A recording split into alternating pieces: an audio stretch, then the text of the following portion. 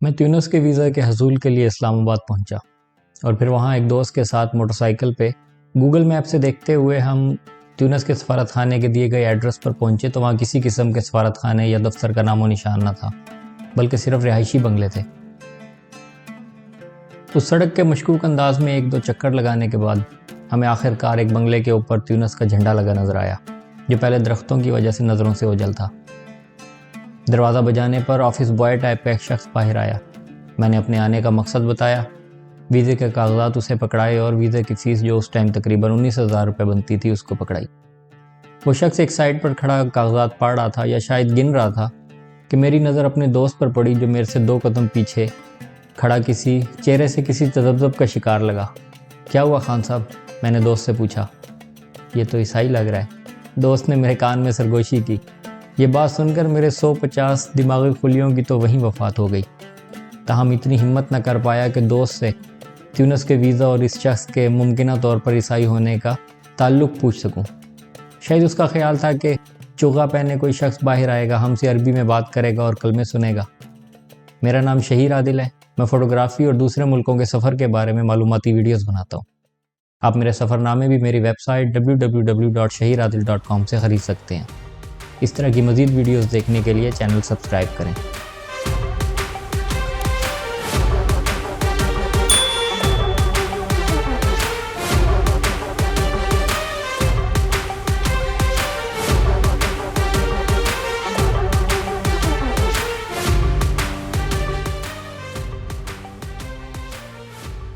اگلے دن سفارت خانے سے کال آئی اور امبیسڈر نے 5-6 منٹ سوال جواب کیے اور اس کے کچھ دن بعد انہوں نے مجھے اسلام آباد بلا کر ویزا میرے حوالے کر دیا۔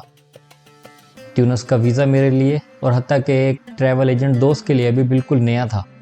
یہ کوئی کاغذ یا سٹیکر نہیں تھا، بلکہ پاسپورٹ کے ایک صفحے پر 3 انچ کی مہر لگائی گئی تھی جس کے اندر ہاتھ سے میری ڈیٹیل یعنی کہ نام، پاسپورٹ نمبر اور دیگر ڈیٹیل لکھی گئی تھیں۔ جتنا تیونس کا ویزا میرے لیے عجیب تھا، اتنا ہی وہاں کا کلچر اور لوگ عجیب و غریب تھے۔ 10 دن رہ کر بھی وہاں سمجھ نہیں آئی کہ آخر ہو کیا رہا ہے۔ اسلامی ملک ہے لیکن شراب کی کھلی اجازت ہے۔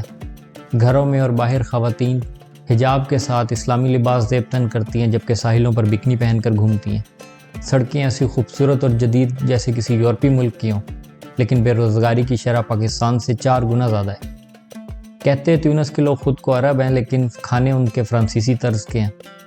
روزمرہ کی زندگی اور شادی بیاہ کی رسومات میں ویسا ہی ملغوبہ نظر آتا ہے جیسے ہمارے یہاں پاکستان میں ہوتا ہے۔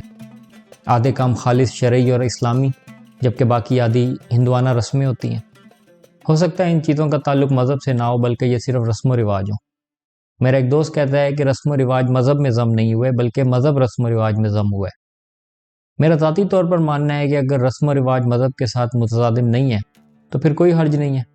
پھر بھی دل کے کسی کونے میں یہ دکھ ضرور ہوتا ہے کہ ایک مذہب کے ماننے والے اور ایک شریعت کی پیروی کرنے والے لوگوں کے رہن سہن میں اتنا فرق ہو۔ اصولی طور پر تو انہیں ایک جیسا ہونا چاہیے۔ علی سفیان آفاقی نے یورپ کی الف لیلا کے نام سے ایک بڑا مشہور زمانہ سفر نامہ لکھا ہے۔ اس سفر نامے میں انہوں نے بیروت، لبنان کے لوگوں کے لیے عیش و عشرت میں ڈوبی قوم کی اصطلاح استعمال کی ہے۔ تیونس کے لوگوں کا رہن سہن اور روزمرہ کی زندگی دیکھ کر مجھے بیروت ضرور یاد آیا، لیکن میں ان کے لیے یہ لفظ یا یہ اصطلاح استعمال نہیں کروں گا، بلکہ یہ کہنا زیادہ مناسب ہے کہ تیونس کے لوگ تفریح پسند اور پرسکون ہیں۔ ایسا سکون جو صرف ترقی یافتہ ملکوں جیسے آسٹریلیا یا یورپ کے اسکینڈینیوین ملکوں جیسے ناروے، فن لینڈ وغیرہ کے لوگوں میں نظر آتا ہے، جو اپنی نوکری یا کاروبار سے شام کو واپس گھر آ کر فارغ ہوتے ہیں اور اپنے خاندان کے ساتھ وقت گزارتے ہیں۔ ٹھیک ہے، اچھی آمدنی ہر بندہ چاہتا ہے، لیکن ترقی یافتہ ممالک میں ایسی مارا ماری نظر نہیں آتی کہ لوگ بغیر کسی مقصد کے مال و دولت جمع کرتے رہیں جیسے ہمارے ہاں کرتے ہیں۔ شاید اس کی وجہ یہ ہے کہ ہمارے ہاں مستقبل غیر یقینی ہے۔ ان لوگوں کو معلوم ہوتا ہے کہ ہمارے بچوں کا مستقبل ہماری نہیں، ریاست کی ذمہ داری ہے۔ بیمار ہوتے ہیں تو صحت کی سہولیات ریاست کی طرف سے ملیں گی، بچوں کے تعلیم کے اخراجات ریاست دے گی، اور اپنی عوام کو کسی کام پر لگانا اور نوکری کا بندوبست کرنا یہ بھی ریاست کی ذمہ داری ہے۔ خیر، ہمارے ہاں بھی ریاست ماں کا کردار ادا کرتی ہے، ستیلی ماں کا کردار۔ گھومتے پھرتے ہم شہر کے ایک مہنگے علاقے میں پہنچے جہاں حکومت کی عالی شان عمارتیں تھیں۔ پاس ہی ایک پارک تھا جہاں زیادہ تر بچے اپنی ماؤں کے ساتھ بھاگے پھر رہے تھے۔ پتہ نہیں کیا وجہ ہے کہ پاکستان سے باہر ہر جگہ، مشرق وسطیٰ کے علاوہ، تقریباً ہر جگہ عورتیں مردوں سے زیادہ نظر آتی ہیں، حتیٰ کہ دکانیں بھی عورتیں ہی چلاتی ہیں، پتہ نہیں مرد کہاں جاتے ہیں، آخر ہوتے تو برابر تعداد نہیں ہے۔ شاید پاکستان میں زیادہ تر عورتیں گھروں میں رہتی ہیں تو دوسرے ملکوں میں باہر کام کرتے دیکھ کر ایسے لگتا ہے جیسے ہر طرف عورتیں ہی عورتیں ہیں۔ ٹیونس اور پورے افریقہ میں فٹ بال ایک مقبول کھیل ہے، پارکوں، سڑکوں پہ، گلیوں میں، محلوں میں، ہر جگہ ہر وقت کوئی نہ کوئی فٹ بال سے کھیلتا نظر آئے گا۔ کسی بچے کو کھیلنے کے لیے ساتھی نہ ملے تو وہ دیوار کے ساتھ فٹ بال مار کر کھیلنا شروع کر دیتا ہے۔ 3 دن بعد تو فٹ بال کے دیوار میں بجنے کی آواز میرے ذہن میں ایسی بیٹھ گئی کہ رات کو سوتے ہوئے بھی محسوس ہوتا ہے کہ نیچے والی منزل پر کوئی فٹ بال کھیل رہا ہے، اور ہو سکتا ہے کھیل بھی رہا ہو۔ دوپہر کے وقت پورا شہر سنسان ہو جاتا ہے اور لوگ اس وقت باہر نکلنا پاپ سمجھتے ہیں۔ بحیرہ روم کے کنارے ہونے کی وجہ سے سمندر سے ٹھنڈی ہوائیں تو آتی ہیں جن کی وجہ سے چھاؤں میں بیٹھا جا سکتا ہے، لیکن دن کے 3 گھنٹے دھوپ میرے لیے تو کیا، مقامی لوگوں کے لیے بھی ناقابل برداشت ہوتی ہے۔ تاہم شام کے وقت بازاروں اور عوامی جگہوں پر لوگوں کا رش نظر آتا ہے۔ چلتے چلتے شہر کے پرانے حصے کی طرف آ کر ایسا لگا جیسے ہم وقت میں کئی صدیاں پیچھے آ گئے ہوں۔ چھوٹی چھوٹی گلیوں میں پھیلے بازار اور ان کے بیچوں بیچ تقریباً 1300 سالہ پرانی مسجد۔ افریقہ کی سب سے پرانی مسجد اریٹریا کے شہر مساوا میں ہے۔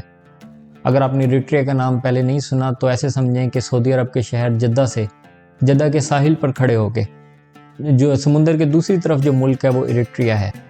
ہم جو تیونس کی ایک پرانی مسجد میں پہنچے، اس کا نام زیتونہ مسجد ہے، جو 709 عیسوی میں تعمیر کی گئی تھی، اور اب مسجد کے 2 حصے ہیں۔ ایک اصل پرانا حصہ جس میں لکڑی کا ایسا خوبصورت کام کیا گیا ہے کہ کئی صدیاں گزرنے کے بعد بھی ان کی شان و شوکت قائم ہے، جبکہ دوسرا حصہ چند 100 سال پہلے تعمیر کیا گیا ہے اور اس کو پرانے حصے سے مطابقت رکھنے کے لیے سادہ بنایا گیا ہے۔ مسجد میں داخل ہونے کے 11 دروازے ہیں اور یہ تمام دروازے ہر وقت کھلے رہتے ہیں۔ مسجد کوئی زیادہ بڑی نہیں ہے، لیکن اتنی ضرور ہے کہ کئی ہزار لوگ بیک وقت نماز ادا کر سکیں۔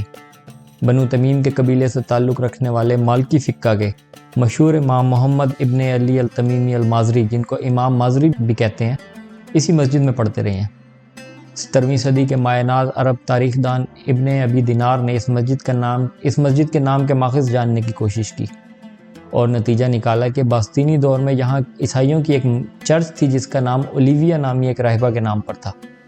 بعد میں چرچ گرا کر یہاں مسجد تعمیر کی گئی، لیکن اس راہبہ کے احترام میں یہ نام تبدیل نہ کیا گیا، اس کو صرف عربی میں ترجمہ کر لیا گیا۔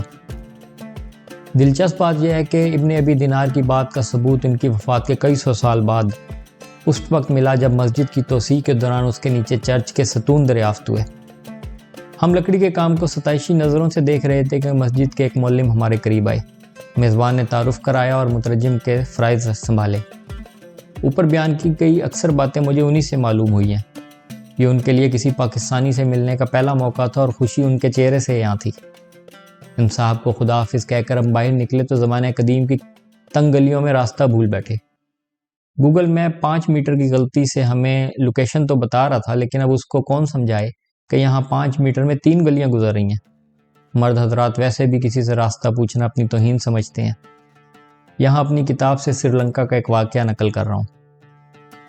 صبح چونکہ ٹرین پکڑنے کے لیے پہلی بار جلدی اٹھا تو شہر کا نظارہ بالکل ہی مختلف تھا۔